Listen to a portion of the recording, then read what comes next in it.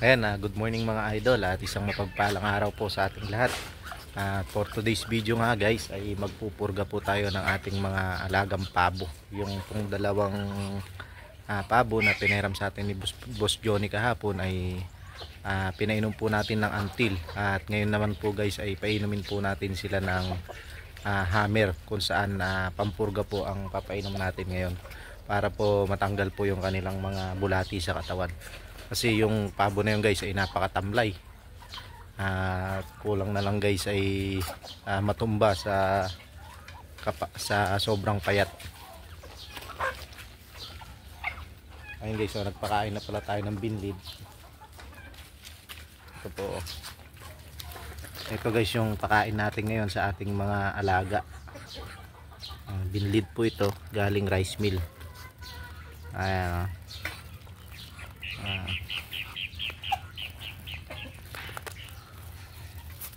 Kaya marami po tayong stock ngayon. At yung ating pong mga pabo naman ay kukunti na, tapos may konting bibi. Sobra-sobra na pong pangkain nila yun ng hanggang mag-anihan. Ayan guys, tapos kahapon pala nagpunta po si Boss Tadeos dito. Bumili po siya ng 3 inahin at saka po isang lalaking pabo, kawitan na pabo. Bali guys, ang alam ko dalawa lang po yung bibilin, pares lang, pero nagpadagdag po siya kasi gusto niya pong paramihin yung pabong binili niya sa akin. Ang gusto pa nga po niya ay bali 6 sana na inahin, kaso hindi na po kasya. Tapos tayo po wala na rin po tayong kawitan. Yun na lang pong nanggaling kay Boss Johnny ang maglalahi sa mga ito kung mapapagaling po natin at makukondisyon po natin para sa September po ay meron na po tayong pangkasta sa kanila. Ayan, kay Boss Tadeos, salamat po at dito po kayo kumuha ng pabo na inyong aalagaan. Bali guys, si Boss Tadeos po ay kaibigan ni Boss Johnny, kaya sa akin po ni-repair para po makabili ng pabo dahil mahilig daw po siyang mag-alaga ng mga hayop sa kanyang backyard. Ngayon guys, tignan po natin yung ating mga pabo na kumakain po ng binlid. Ayan yung mga manok natin, mahilig din po sila at yan po talaga ang kanilang pagkain. Ayan, may mga mangilan-ngilan po tayong bibi rito. Ayan, ito po yung ating barako na bibi. Galing po ito sa resort ng aking biyanan. Bali, inuwi ko na po sila rito dahil hindi na po sila naalagaan ng maayos doon. Ayan po sila. At meron na rin po tayong naglilimlim na bibi. Dalawa po yung naglilimlim nating bibi. Mas mabilis po talagang dumami ang bibi. Yung pong ating mga pabo ay medyo ano po sila ngayon, nagpahinga po sila sa pangingitlog. Pagka ganitong buwan po, ang simula po ng pag-iitlog ng pabo natin ay sa September o October pa. Ayan po yung ating kawitan na matanda.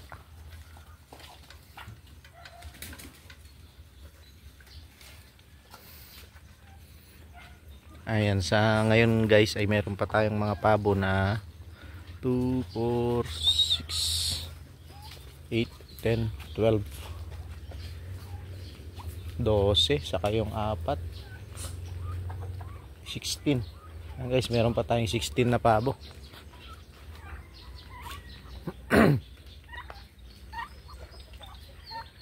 Ayan guys, sasamahan nyo po ako at tara po painom ng pampurga po sa ating mga alagang pabo. Ayan, painumin po natin yung ating pinainom kahapon na pabo. Pinainom po natin ng Amtil. Ayan guys, so yung itlog po ng ating mga bibi, nagkalat po dyan. Ito pa po, lilimlim na po ito. Ayan, may manok din po tayo dyan. At samahan nyo po ako na magpainom po ng pamurga sa ating pabo.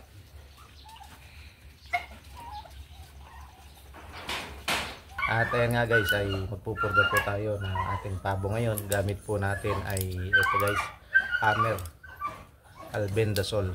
Ito guys po, Irerekta lang po natin, ilalagay ito sa loob po ng bunganga ng ating pabo at itutulak po natin hanggang sa kanilang butsi, gaya po ng ginawa natin sa amtil kahapon.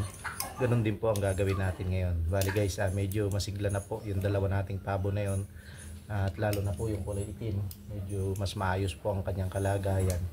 At ngayon nga guys ay painumin pa natin sila ng pamurga. Guys, buksan lang po natin para lagay na lang po tayo ng lagay. Yan, ulihin ko lamang po.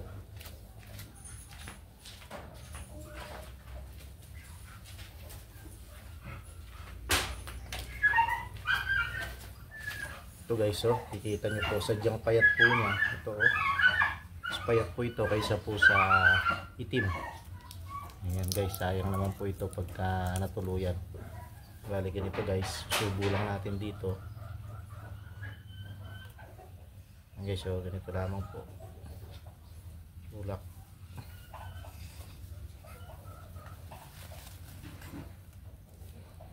Bababa po natin sa butsi.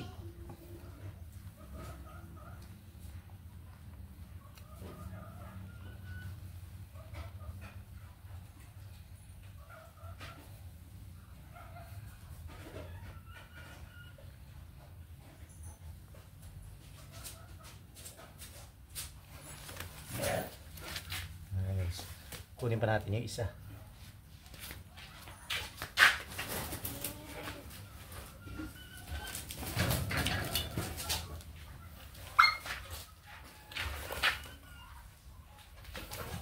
Guys, medyo mas maganda po ito at mas masigla siya kumpara po sa puti. Sana maging maayos na po sila bukas. At bukas po pagka hindi pa po maayos ito ay bibigyan na po naman natin sila ng vitamins.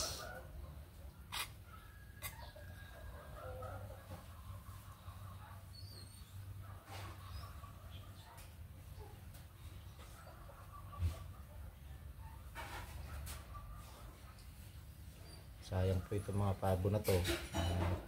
Pinahiram po sa atin ni Boss Johnny dahil wala na po siyang mga inahin kasama sa kanilang bakuran, kaya ito po pinahiram na po sa atin at para masurvive din po. Ayan, kitang kita nyo po, medyo hinihingal pa siya. Ayan, napaka-effective. At bigyan na lamang po natin sila ng pagkain at malinis po na tubig. Tayo nga guys, kung makikita nyo, medyo mas maganda po yung tayo nung kulay itim kaysa po yung tayo nung kulay puti. Medyo baluktot pa ang kanyang leeg, pero sana napainom na natin siya ng pampurga ay maklensing po at malinis po ang kanyang mga bitukat, matanggal po yung kanyang mga uod. Ganon din po yung kulay itim at nang maging maayos po sila bago po natin ilagay sa ranging area. Ayan guys, sasamahan nyo po ako at lagyan po natin ng malinis na tubig yung ating pong mga pabo at bibi. Obserbahan lang po natin sila.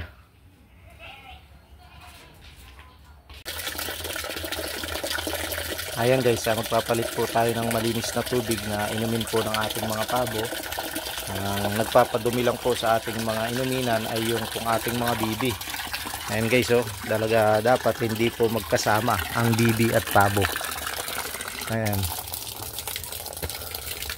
Ang gusto ko guys ng ng pabo ay malinis na tubig palagi. Ang bibi guys palagi lang diyan po umiinom sa daanan po ng tubig. Kaya narurumihan po yung ating mga painuminan. Ayan guys, kung kaya nyo pong linisan ng 3 beses isang araw, pero kapag puro pabo lamang po ang inyong alaga, sa 2 beses po isang araw ay mainam na. Ayan, linisan nyo po mabuti. Ayan guys, hanggang dito na lamang po ang ating video at maraming salamat po sa inyong lahat.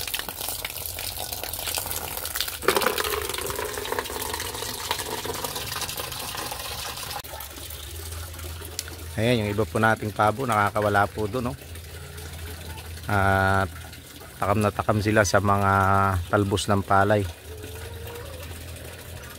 Ay, hanggang dito na lamang po ang ating video at maraming salamat po sa lahat po ng sumusuporta dito po sa ating YouTube channel. Mula po noon hanggang ngayon, andiyan pa rin po kayo na nakasuporta. Salamat po at happy farming po sa ating lahat.